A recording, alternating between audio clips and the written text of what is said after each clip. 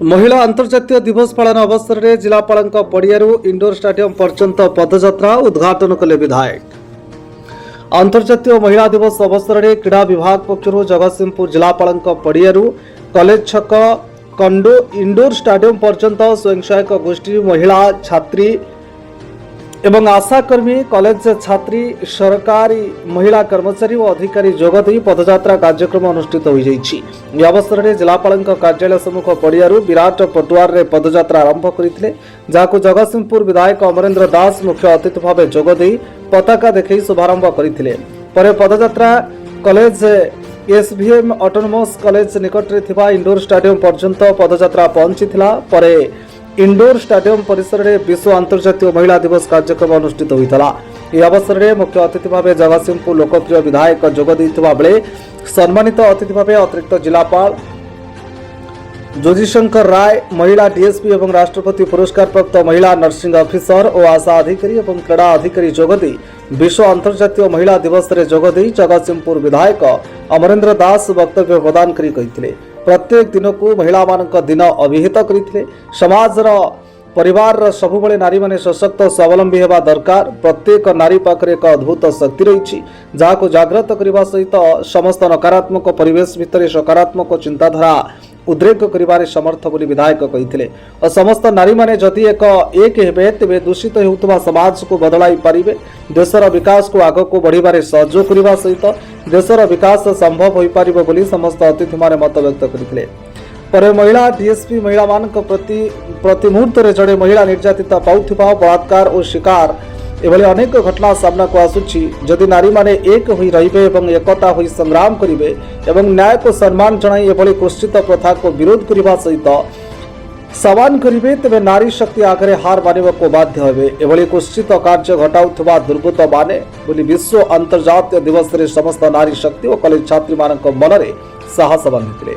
जगतसिंहपुर जिल्लारू संग्राम किशोर Patnaik report तोफान entertainment news.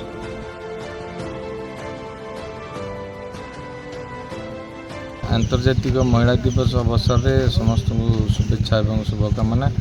शताधिक छात्री एवं महिला माने आज ये कार्यक्रम जिलापाल सम्मुखस्थ पड़ियारू इंडोर स्टाडियम एसवीएम कॉलेज पर्यंत बर्तमान माराथन तो कहबी नहीं जॉगिंग रैली होची बर्तमान उद्घाटन करागला। यही अवसर आम सहित एडीएम जनरल श्रीयुत ज्योतिशंकर राय महोदय उपस्थित अच्छा आमर स्पोर्ट्स मैडम अच्छा एवं बहु सरकार पदाधिकारी अच्छा विभिन्न अनुष्ठान अधिकारी माने पिला मानू नहीं आसछन्ति एवं आमर ये अंचल बुद्धिजीवी माने युवक माने छात्र माने उपस्थित रही समस्त को उत्साहित कर महिला मानकर सामाजिक अर्थनैतिक एवं सबु क्षेत्र में उन्नति एवं प्रगति पर गोटे सचेतनता रखे। जनसंख्या वृद्धि हेले जितेबाला गोटे परिवार रे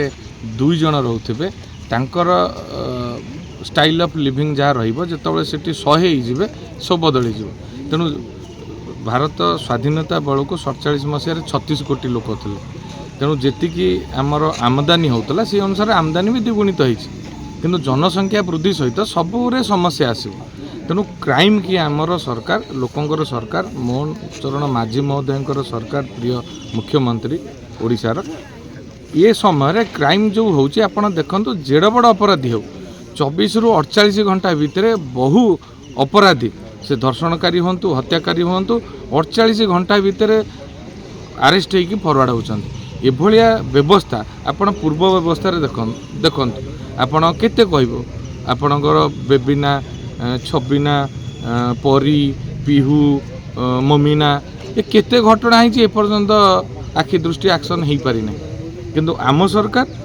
लोकंगर सरकार सब बेले तत्पर अच्छा आईन की जी हाथ को नवा दृढ़ कार्यानुष्ठान।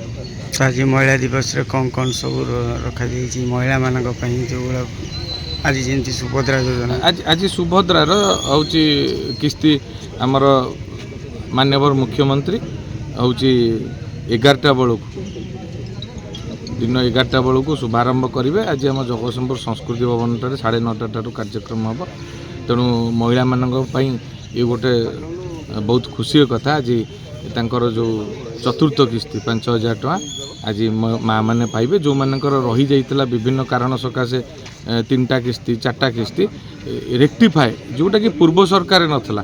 ଆଗରୁ ଆପଣଙ୍କୁ ଭତ୍ତା ପାଇଁ କିଏ ମରିଗଲେ ଗୋଟେ କିଏ ଆଡ଼ ହେଉଥିଲା। ଆମ ସରକାର ଏ ବଜେଟ୍ରେ 6 ଲକ୍ଷ ସ୍ୱତନ୍ତ୍ର ଭତ୍ତା ସୃଷ୍ଟି କଲେ ଯେ ଆଉ କାହାକୁ ମରିବା ପାଇଁ ଅପେକ୍ଷା କରିବାକୁ ପଡ଼ିବନି। ତେଣୁ ଆଜି ଗୋଟେ ଶୁଭ ଦିନ, ଆଜି ମାଆ ମାନଙ୍କ ପାଇଁ ଖୁସିର ଦିନ। 5,000 ସେମାନେ ପାଇବେ, ଆତ୍ମନିର୍ଭରଶୀଳ ହେବା ପାଇଁ ଦିଆଯାଉଛି ଏବଂ ସେମାନେ ବି ବିଭିନ୍ନ କାମରେ ଲଗାଉଛନ୍ତି ଏବଂ ଲଖପତି ଦିଦି ଆମ ଜଗତସିଂହପୁରରେ ବଢ଼ି ବଢ଼ି ଚାଲିଛି। ଆଜି ହେଉଛି ବିଶ୍ୱ ମହିଳା ଦିବସ ବା ଇଣ୍ଟରନ୍ୟାସନାଲ୍ ଓମେନ୍ସ ଡେ। ସେ ପରିପ୍ରେକ୍ଷୀରେ ଆମେ ଆସିଥିଲୁ ଜଗତସିଂହପୁର ଜିଲ୍ଲା ଆଡମିନିଷ୍ଟ୍ରେସନରୁ ଅର୍ଗାନାଇଜ୍ କରାହେଇଥିଲା। ମୋ ସ୍ପୋର୍ଟସ୍ ଅଫିସର ଆଜି ଅର୍ଗାନାଇଜ୍ କରିଥିଲେ ଏବଂ ସବ୍ କଲେକ୍ଟର ଜଏନ୍ କରିଥିଲେ। ଆଉ ଆମର ସମ୍ମାନୀୟ MLA ଥିଲେ, ADM ସାର୍ ଥିଲେ, ଆଉ ସମ୍ମାନୀୟ ଆମର MLA ସାର୍ ଜଗତସିଂହପୁର ଥିଲେ। ଆଉ ମହିଳାମାନେ ବି ପ୍ରାୟ ସବୁ ଡିପାର୍ଟମେଣ୍ଟରୁ ଆସିଛନ୍ତି, ଯେଉଁ ମହିଳା ଅଫିସରମାନେ ଆଉ କଲେଜ ପିଲାମାନେ। ବହୁତ ଭଲ ଲାଗିଲା ତାଙ୍କର ପାର୍ଟିସିପେଟ୍, ଯେଉଁ ଭାଗିଦାର ଅଛି ସମାଜ ଗଠନରେ, ପରିବାର ଗଠନରେ ଏବଂ ରାଷ୍ଟ୍ର ଗଠନରେ, ତା ବିଷୟରେ ମାନେ ସଚେତନ ହେଲେ। ସମସ୍ତେ ତ ଜାଣିଛନ୍ତି, କିନ୍ତୁ ଏଇଟା ଆମେ ଆନ୍ତର୍ଜାତିକ ମହିଳା ଦିବସରେ ଗୋଟେ ଶପଥ ନେଲୁ ଯେ ହଁ ଆମେ ପରିବାର ଗଠନରେ, ସମାଜ ଗଠନ ଏବଂ ରାଷ୍ଟ୍ର ଗଠନ ନିଜର ଯେଉଁ ଭାଗିଦାର ଶୃଙ୍ଖଳା ଭାବରେ ଏବଂ ସକ୍ସେସ୍ ଭାବରେ ଯୋଗଦାନ କରିବୁ, ଯେଉଁଥିରେ କି ଆମ ରାଷ୍ଟ୍ରର ଉନ୍ନତି ହେବ। ତ ଆଜି ଦେଖାହେଉଛି ଯେଉଁ ମହିଳାମାନେ ସଶକ୍ତ ହେଇଛନ୍ତି ସତ, କିନ୍ତୁ ମହିଳା ନିର୍ଯାତନାଠୁ ବିଭିନ୍ନ ପ୍ରକାର ନିର୍ଯାତନା ବଢ଼ି ଚାଲିଛି ସେମାନଙ୍କ ଉପରେ। ତ ତାକୁ ନେଇକି କ'ଣ ମହିଳାମାନଙ୍କୁ ସଚେତନତା ବାର୍ତ୍ତା ଦେବେ? ନାଇଁ, ସେ ତ ଅଛି, ଯେଉଁ ସମାଜ ଗୋଟେ ଅଛି ମାନେ ଭଲ ମନ୍ଦ ଉଭୟ ଅଛି। ସମସ୍ତେ ତ ଏମିତି ନାହିଁ ଯେ କ୍ରାଇମ୍ଟା ଆମେ ଟୋଟାଲ୍ ସମୂଳେ ନଷ୍ଟ ମାନେ ଶେଷ କରିପାରୁନାହୁଁ। ସମାଜରେ ତ ଦୁଇ ପ୍ରକାର ଭଲ ମନ୍ଦ ଉଭୟ ଅଛନ୍ତି। ଭଲ ଲୋକ ମନ୍ଦ ଲୋକଙ୍କୁ ଆମେ ଦବାଇବାକୁ ପଡ଼ିବ ବା ମନ୍ଦଟାକୁ ଆମେ ଇରାଡିକେଟ୍ କରିବାକୁ ପଡ଼ିବ। ତେଣୁ ମହିଳାମାନେ ସଚେତନ ହେଲେ ଏବଂ ପୁରୁଷମାନେ ଯଦି ଆମ ହାତ ଧରିକିରି ଆମକୁ ବି ଆଗ ବଢ଼େଇବାରେ ସାହାଯ୍ୟ କିଛି କରିବେ, ନିଶ୍ଚିତ ସେ ଅପରାଧ ଯେଉଁମାନେ ନାରୀମାନଙ୍କ ପାଇଁ ଯେଉଁ ନିର୍ଯାତନା ବି କିଛି ରହିଛି, ନିଶ୍ଚିତ ସେଟା ଦିନେ ନା ଦିନେ ଦୂରଭୂତ ହେବ। ଆମେ ସଂକଳ୍ପ କଲୁ ମହିଳାମାନେ ଯେ ଆମେ ନିଜର ଅଧିକାର ସାବ୍ୟସ୍ତ କରିବୁ ଶୃଙ୍ଖଳ ଭାବରେ ଏବଂ ଉନ୍ନତ ଭାବରେ। ନିଜର ଦାବିଟାକୁ ଜାହିର କଲେ ଅଟୋମେଟିକ୍ ଦିନ ଆସିବ, ମହିଳାମାନେ ଆଉ ନିର୍ଯାତନାର ଶିକାର ହେବେ ନାହିଁ। ନିଶ୍ଚିତ ଦିନେ ନା ଦିନେ ଏଇଟା ରାମ ରାଜ୍ୟ ହେବ।